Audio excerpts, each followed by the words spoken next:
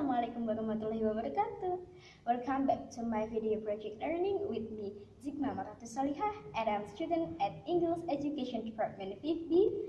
And so guys, today we will learn about cross-cultural understanding, and the material is about lessons of cross-culture. Okay. Culture is owned by every nation, and therefore the culture of every nation are mutually different. Although sometimes there are similarities as well as family and race, as in discussion is that how can we facilitate a positive impression of the people of different culture with us. Of course, we must first understand their culture so as not accurate class culture between our culture with their culture. And understanding cross-cultural communication is important for any company that has a diverse workforce or plans or conducting global business. This type of communication involves an understanding of how people from different cultures speak, communication, and perceive the world around them. Okay guys, and now I will show you how to improve cross-cultural communication skills, how tips to working in international and multicultural environments, and also how to improve intercultural leadership qualities, and also what is the benefits of intercultural training. Okay, and now what is the strategies we for will success learn about how to improve cross-cultural communication skills and how tips to working in international and multicultural environments. The first tip is slow down. Even when English is the common language in a cross-cultural situation, this does not mean you should speak at normal speed. Slow down, speak clearly, and ensure your pronunciation is intelligible. And the second tip is spirit questions. Try not to ask double questions such as, do you want to carry on? Or shall we stop here? In a cross-cultural situation, only the first or second question may have been comprehended. Let your listener answer one question at a time. And the third is about avoid negative questions. Many cross-cultural communication misunderstandings have been caused by the use of negative questions and answers. In English, we answer yes if the answer is affirmative and no if it is negative. In other cultures, a yes or no may only be indicating whether the questioner is right or wrong. For example, the response to "Are you not coming?" may be yes, meaning yes, I'm not coming. And the fourth is take turns. Cross-cultural communication is handled through taking turns to talk, making a point, and then listening to the response. And then the fifth is write it down. If you are unsure whether something has been understood, write it down and check. It can be useful when using large figures, for example, numbers of zeros in a billion. And then the sixth is about be supportive. Effective cross-cultural communication is in essence about being comfortable. Giving encouragement to those with weak English gives them confidence, support, and a trust in you. And seventh is check meanings. When communicating across cultures, never assume that other party has understood. Be an active listener. Summarize what has been said in order to verify. Is a very effective way of ensuring accurate cross-cultural communication has taken place. And the eighth is avoid slang.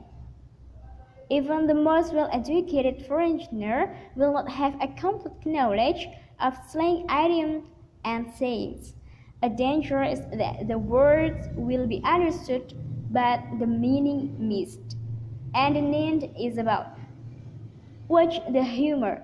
In many cultures, business is taken very seriously, professionalism and protocol are constantly observed. Many cultures will not appreciate the use of humor and jokes in the business context. When using humor, think whether it will be understood in the other culture. And the last is maintain etiquette. Many cultures have certain etiquette when communicating. It's always a good idea to undertake some cross-cultural awareness training or at least do some research on the target culture. And the next is about tips for intercultural communication. The first is be patient. Patience with yourself and others helps move beyond such issues and address how to avoid similar incidents in the future. And the second is establish rules. This is about we approach punctually meetings, communication, emails, disagreements, and also it's always a good idea to try and develop the rules as a group rather than have. And the next is ask questions. When you don't understand something or want to know why someone has behaved in a certain way, simply ask. So you can asking questions stops you making assumptions. And the next is respect. Respect is very important, guys. By demonstrating respect, you learn respect, create more open and fruitful relationship. And the fifth is the written word. Sometimes people who don't have English as their mother tongue will read more professionally they speak. And the next is time is very important to understand that for many people work is slowed down and the priority list with things like family taking a much higher precedence. And the next is humor. Humor is also important. Be very in differences in the sense of humor and also the acceptability of banter and the like in a business environment. And the next is always check. The easiest way of minimizing the negative impact of intercultural communication is to check and double check. So always check, guys. And the next is be positive. Stay positive, analyze the problem areas, and work as a team to build strategies and solutions to ensure the same never occurs again. And the last is self-reflect. Take time to reflect on your own communication, management, or motivation style and see where you can improve as an individual, guys. And that's all about the tips of the tips. That's all about the tips for intercultural communication. And the next is about benefits of intercultural training. The first benefit is communication. With communication, this appreciation they are then more able to ensure that what is being said is understood. And the second is productivity and efficiency. Following on firm communication, a staff base that is able to understand one another more is only ever good news. When it comes down to it, all help in organization work better and therefore positively impacts productivity. And the next is competitivity advantage. This is the third of benefit. A company with employees that are on the ball when it comes to intercultural skills is always going to have a competitive advantage over their rivals. And the last is long-term benefits. Having employees that have attained a certain level of intercultural competence through training and on-the-ground experience provides access to the aforementioned bounties. And the next is about cross-cultural communication consultants. The first is about academic knowledge. Cross-cultural consultants will generally have an academic background either in special courses such as cross-cultural communication and trade or cross-cultural psychology or in related courses such as international relations or business studies. And the second is business know-how. It's critical for cross-cultural consultants to have considerable business experience, and if this is lacking, then academic knowledge is not usually sufficient to understand the mechanics of business operations. And third is training experience. This will include communication skills, presentation methods, the use of activities, and utilizations of different technology and media. And the last is about living abroad, experience of living abroad, mixing with different cultures, speaking different language, and working in foreign. And the last is about strategies for success abroad. The first strategy is about learn about the business beforehand. This general business strategy becomes increasingly important when dealing with business across culture. Get on their website, check out their promotional material, get a feel for the atmosphere, attitude, and angle that the business has. And the second is observe. It's about notice how people act, dress, and treat each other.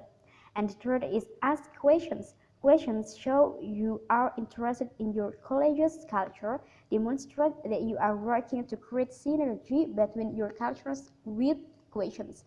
And the fourth is stay aware of yourself.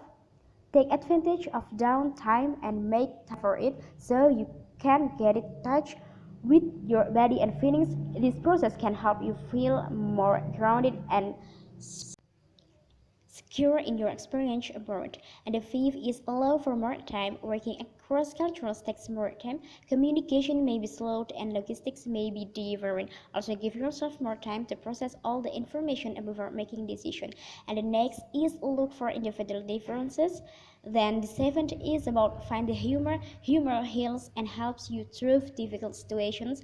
And the next is learn to tolerate uncertainty. And the next is go early. If your meeting is face to face and you'll be traveling abroad, you can go early. And the last is build your intercultural skills. So you need communication skills and business strategies that can be applied across cultures.